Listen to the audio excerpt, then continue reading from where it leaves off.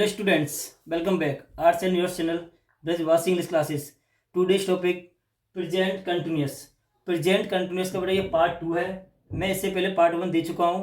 पहले पार्ट 1 को देखें फिर पार्ट 2 को, तभी ये समझ में आएगा. और आपने देखा होगा, अगर जिस किसी ने वीडियो देखा है तो और टीचरों से और मुझ में बहुत डिफरेंस मिल रहा है बेटा. मैं सबसे स्पेशल बैंक, एसएससी, सीजीएल के लिए पढ़ा रहा हूँ और एकेडमिक वाले बच्चे 9, 10, 11, 12 के भी इससे बहुत कुछ सीख सकते हैं. और आगामी जो एग्जाम आ रहे हैं, बोर्ड के एग्जाम, उनमें भी आपको बहुत हेल्प मिलने वाली है. तो बेटा मैंने आपका टाइम कंज्यूम करके, बहुत बच्चों की कमेंट आ रहा था सर आप लिख कर ना पढ़ाएं, टाइम बहुत हो जाता है. तो बेटा मेरे लिए तो वही टाइम है, बट फिर भी मैंने आपके लिए कंज्यूम किया है. अब नेक्स्ट रूल है बेटा इसका, इस टेंस का प्रयोग नियरेस्ट फ्यूचर के फिक्स्ड प्रोग्राम या फिर प्लान के लिए होता है. मतलब प्रेजेंट कंटिन्यूअस का यूज नियरेस्ट फ्यूचर और फिक्स्ड प्रोग्राम के लिए हम करते हैं. जैसे sir he is going to Chennai tonight, मतलब वह चेन्नई जा रही है. कब? आज रात. उसने फिक्स कर लिया कि मुझे आज रात चेन्नई जाना है. जैसे नेक्स्ट में लिखा है I am living for Patna next month. Next month मतलब अगले महीने में क्या करूंगा, पटना को छोड़ दूंगा. तो मतलब फ्यूचर प्लान के लिए प्रेजेंट कंटिन्यूअस टेंस का प्रयोग करते हैं. अब बात आती है कुछ एडवर्ब ऐसी हैं, एडवर्ब ऑफ टाइम, जिनका यूज हम फ्यूचर कंटिन्यूअस में करते हैं, जिससे हम देखकर पता लगा सकते हैं कि हाँ ये टेंस फ्यूचर कंटिन्यूअस का है. जैसे बेटा tonight, tomorrow, next day, next night, next moment, next week, next month, this morning, this evening, 5 o'clock, 5 AM, 5 PM, etc. तो इस प्रकार के वाक्यों को हम फ्यूचर प्लान, इनसे जो भी मैंने वर्ड लगाया आपको, टाइम ऑफ एडवर्ब, इनसे में क्या होता है, फ्यूचर प्लान का बोध होता है. तो बेटा इस वीडियो को ज्यादा से ज्यादा शेयर करें. बेटा बैठा नहीं, लिखो, मैं तुमसे ही कर रहा हूं, लिखो, इसे नोट करिए और तुरंत तुरंत वीडियो पॉज करके नोट करो. नेक्स्ट रूल आता है आपका बेटा, नेक्स्ट रूल, इस टेंस का प्रयोग इंटेंशन, इंटेंशन मींस होता है बेटा इरादा, और लाइक्लीहुड संभावना. तो इस टेंस का प्रयोग इंटेंशन और लाइक्लीहुड का बोध कराने के लिए होता है, तथा इसमें फ्यूचर टाइम का बोध होता है. बेटा मैंने कुछ एग्जाम्पल लिखे हैं. I am going to see my father in law. Next लगाने he is going to die, जिससे आपको क्लियर पता चल रहा है इसमें वो इरादा बना रहा है कि मुझे अपने फादर लॉ को देखने जा रहा हूं, और इसमें वो मरने के लिए संभावना सोच रहा है. तो बेटा इस फ्यूचर टाइम के लिए हम प्रेजेंट कंटिन्यूअस टेंस का भी प्रयोग करते हैं. अब आपका नेक्स्ट रूल, अब बेटा आपका आता है नेगेटिव, नेगेटिव जिसे हम नकारात्मक कहते हैं, जिसमें नहीं का बोध होता है. इसके लिए हमारा स्ट्रेस होगा subject plus is R M plus not plus main verb की फोर्थ फॉर्म प्लस ऑब्जेक्ट. तो ये हमारा होगा नेगेटिव. जैसे मैं लिखा वह बाजार नहीं जा रही है. तो बेटा आपका सब्जेक्ट सी, सब्जेक्ट सिंगुलर तो इसका यूज करेंगे, सब्जेक्ट प्लूरल तो आर का और आई के साथ एम का.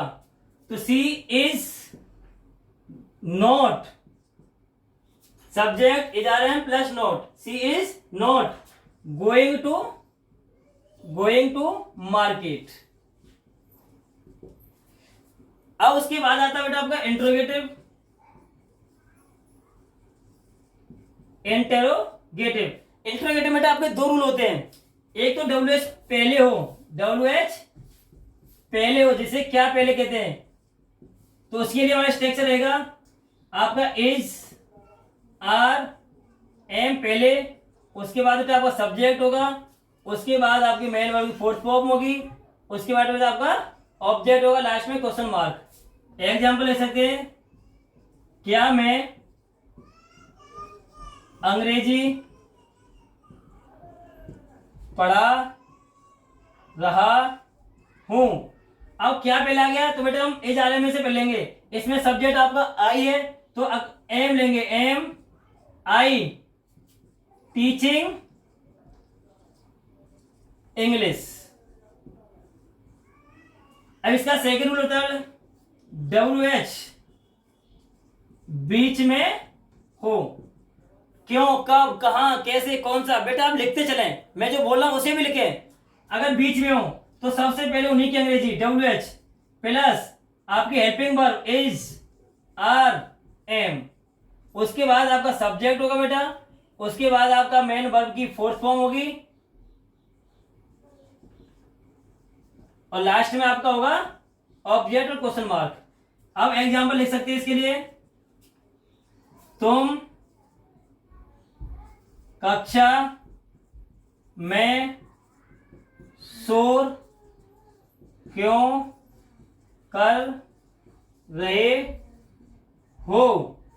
तो बेटा अब देखिए क्यों बीच में आया आपका, तो why are you making a noise in the class. तो बेटा आप साथ साथ नोट करें, लिखते चलें और बार बार इस वीडियो को देखते देखें जिससे समझ में आए।